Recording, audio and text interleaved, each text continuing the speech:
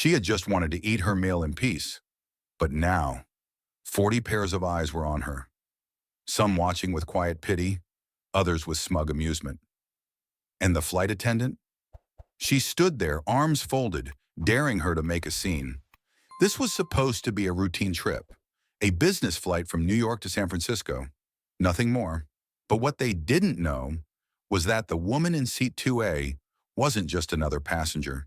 She was Janelle Carter, the CEO of one of the fastest growing tech firms in the country. But at that moment, none of it mattered. Not the billion-dollar valuation, not the Forbes cover, not the 18-hour workdays or the sacrifices that got her there. Because to that flight crew, she was just a black woman in a tailored suit, sitting in first class. Janelle had arrived at JFK Airport that morning like she always did, early, composed, unnoticed. Her assistant had offered to arrange a private jet. She declined. "I like being around real people," she'd said, with a small smile. And maybe, deep down, she just liked being underestimated. The terminal buzzed with that usual, impersonal chaos. Business travelers scrolling through PowerPoints. Families wrangling toddlers and carry-ons. Flight announcements garbled over the intercom. Janelle was calm, measured. Everything about her, from the way she carried her coffee to the way she nodded to the gate agent, said power without ego. Not flashy, just focused. But then it happened. An hour into the flight, the cabin crew rolled out the meal service, and somehow everyone around her got their pre-ordered meals. Everyone, except her. She waited patiently, then politely asked. The attendant looked her up and down. "Oh, ma'am," she said with a smirk.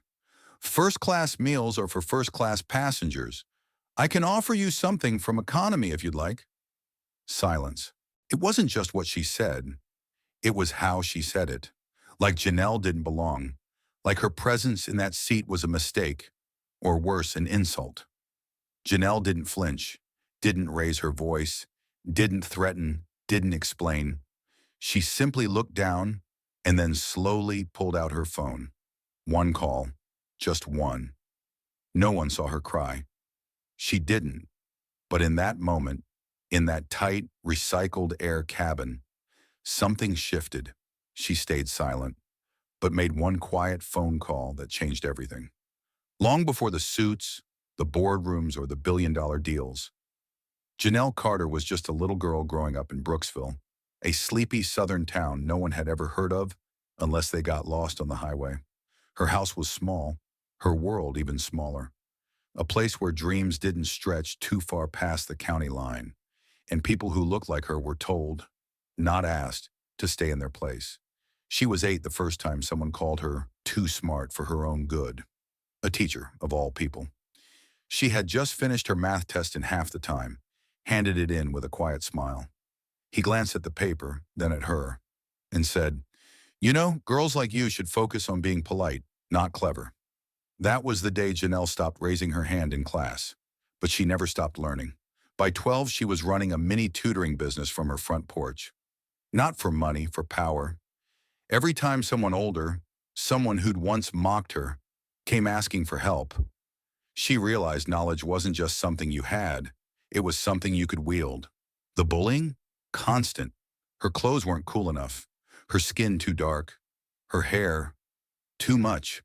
She'd walk through school hallways like a ghost with armor, but she was always listening, always watching, and somewhere in the back of her mind, she stored every cruel smirk, every backhanded compliment, every time someone made her feel small, not for revenge, for fuel. By 16, she'd hacked her school's broken computer lab system and rebuilt it from scratch. By 19, she'd been rejected from 3 internships.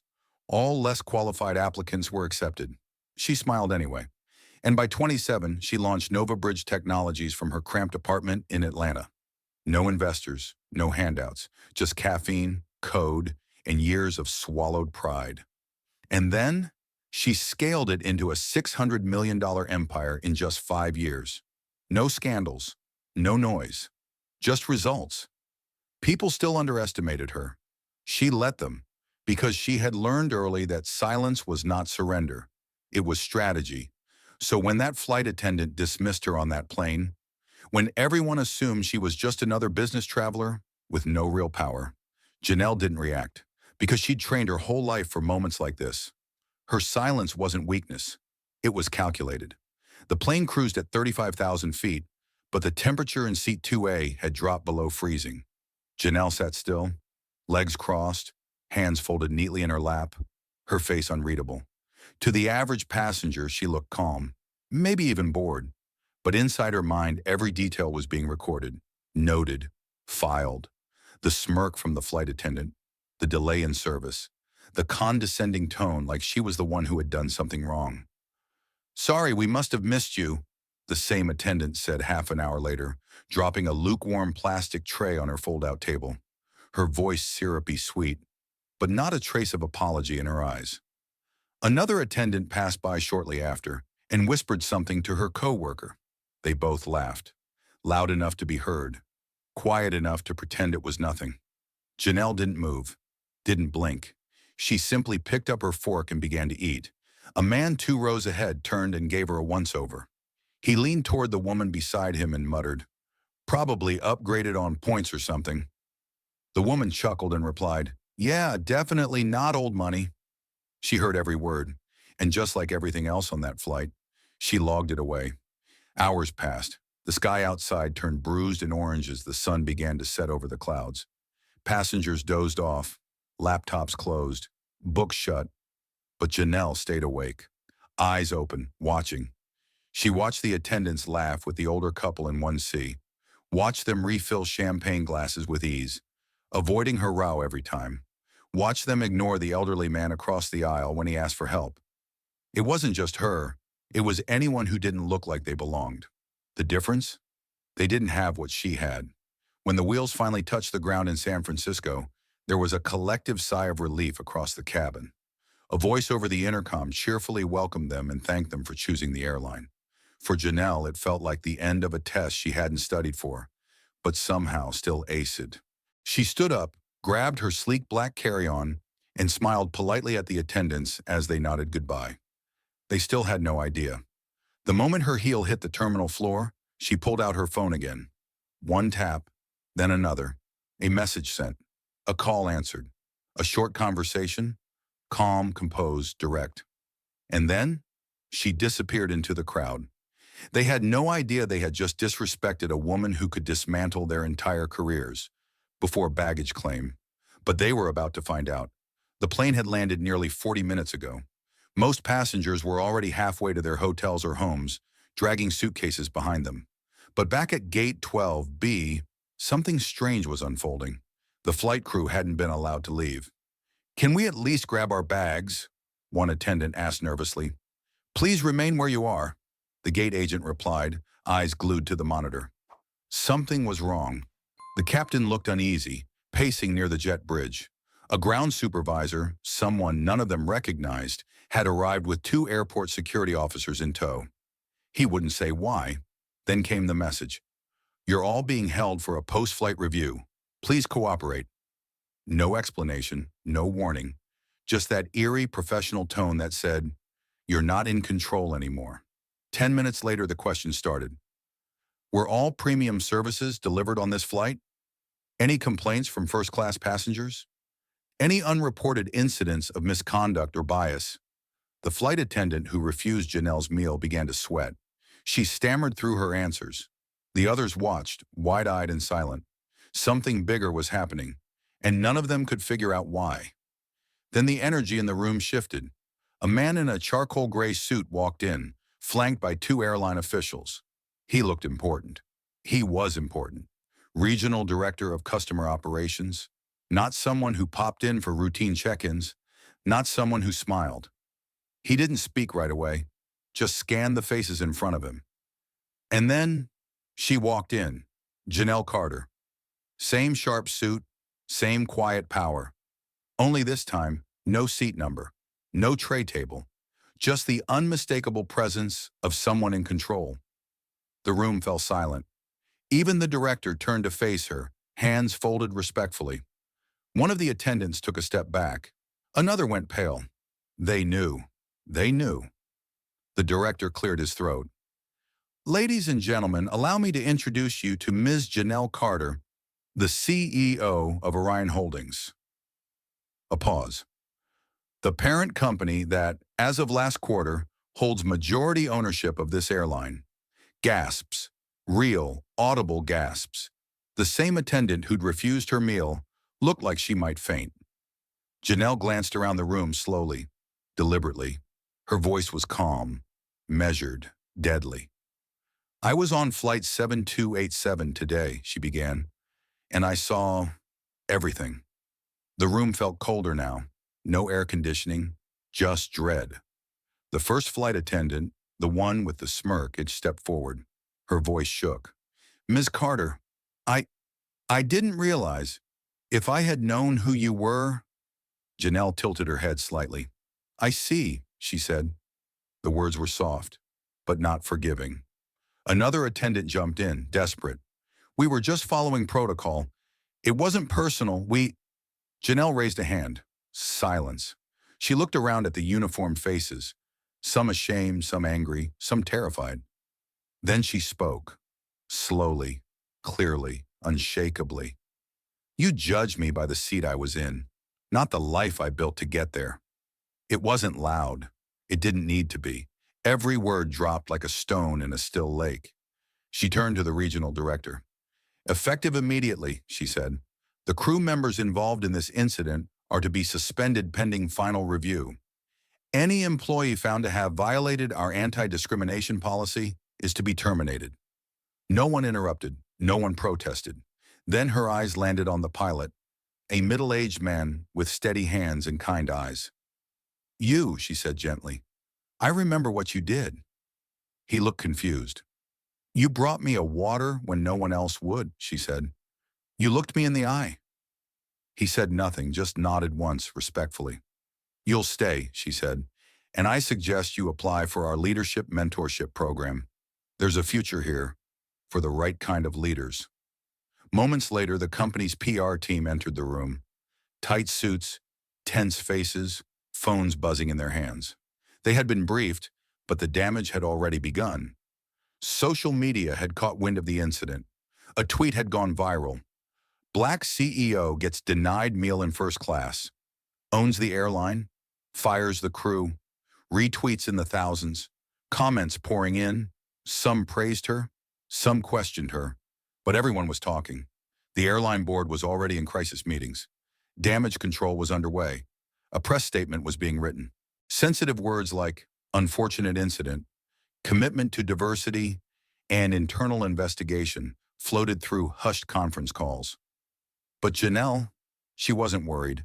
She'd seen worse, felt worse, and built herself through the storm. This was just another necessary correction, and she didn't owe anyone an apology. By sunrise the next morning, the story had already broken into every major news outlet. Black CEO fires entire flight crew for racial bias on first-class flight. CEO power move, airline exec takes action after being disrespected in first class. From passenger to power, how a quiet woman changed an industry in one flight. Within hours, the video clips began surfacing. Grainy cell phone footage from another first-class passenger, uploaded to TikTok, showed the tense post-landing moments. Janelle walking calmly through the gate, the stunned expressions, the flight crew whispering to each other in disbelief. The post was captioned, "You never know who's watching." Gergersin Warner Karma. It hit 3 million views in 8 hours. On Twitter, the discourse was immediate and polarizing. She did what needed to be done. Tired of black women being disrespected in silence. If she was a white male billionaire, they would have polished her shoes mid-flight. Power move or overreaction? I need her to run for office, immediately. But not everyone was cheering. She shouldn't have waited until after the fact to say who she was. So now CEOs can fire people over vibes? This is cancel culture at 35,000 feet. The hashtags were trending worldwide. Number CEO Flightgate, number first class justice, number fly right or get fired news. Shows picked up the story by noon. Former crew members were already doing damage control. One appeared anonymously on a morning show. We didn't know who she was. I admit the tone might have been off, but firing the whole team? Overkill. Another off-camera said bluntly, she was testing us, like we were part of some corporate experiment. And then the memo leaked. An anonymous employee from corporate posted an internal communication to Reddit. The memo, dated 2 days before the flight, read, Ms. Carter will be conducting unscheduled first-hand evaluations across several of our airline assets. Her identity is not to be disclosed or acknowledged unless she initiates the conversation. The internet lost it. She wasn't just a passenger. She was undercover. She had boarded that plane intentionally, not just to travel, but to observe. And what she saw, she corrected, quietly, permanently, powerfully. Now thousands were flooding the comments on her company's page, some asking for jobs, some sharing their own experiences, some just saying thank you.